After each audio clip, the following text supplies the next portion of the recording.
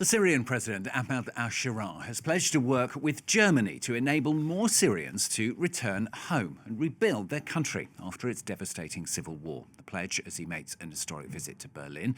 Germany is home to the largest Syrian diaspora in the European Union, more than 1 million people, many of whom arrived during the peak of the migrant influx in 2015 to 2016. The German Chancellor himself, at the same time, has made a tougher immigration policy a priority since taking office last year. Well, I'm going to talk now to Rochelle Ferguson Bouyahi from our International Affairs Desk, who joins us here on set. Rochelle, I mean, lots of different things discussed in this visit, but a key talking point, of course, is Germany's efforts for Syrian refugees to be able to return home. Well, absolutely. You gave the figure there, Stuart. 1 million Syrians currently living in Germany, most of them arriving in 2011 when they fled the civil war.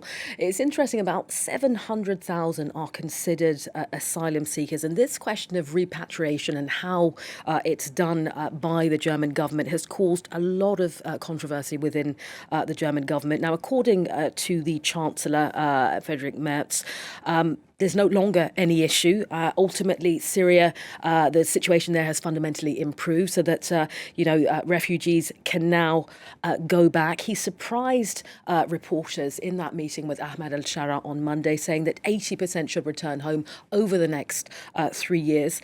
It's worth saying that within his own party, there's some discord about this. So the German foreign minister, for example, said, look, I visited Damascus a year ago. There's no possible way that people can live in a dignified manner there as things stand.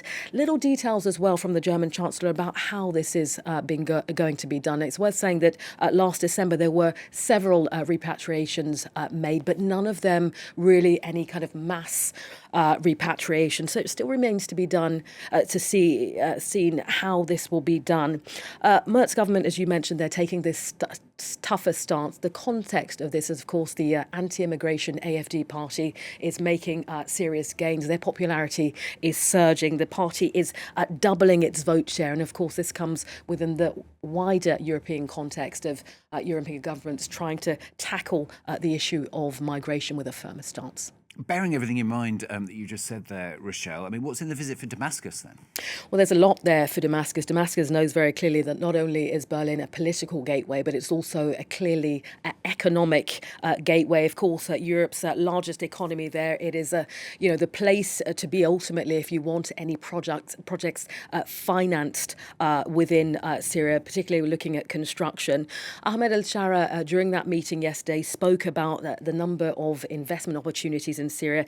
Energy, of course, is a big sector for Syria. It has the capacity, the country, to increase its oil and gas production. That, of course, would be critical for stability and construction.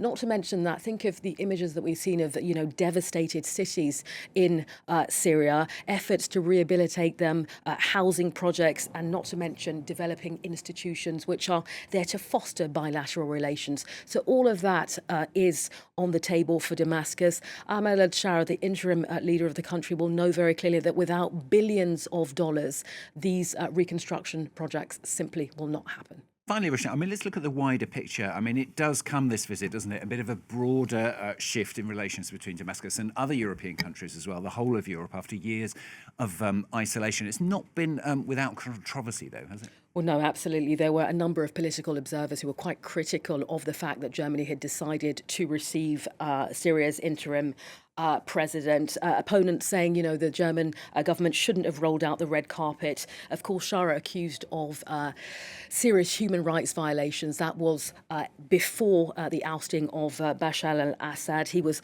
previously at the command of the Nusra Front, which was, of course, allied to al-Qaeda.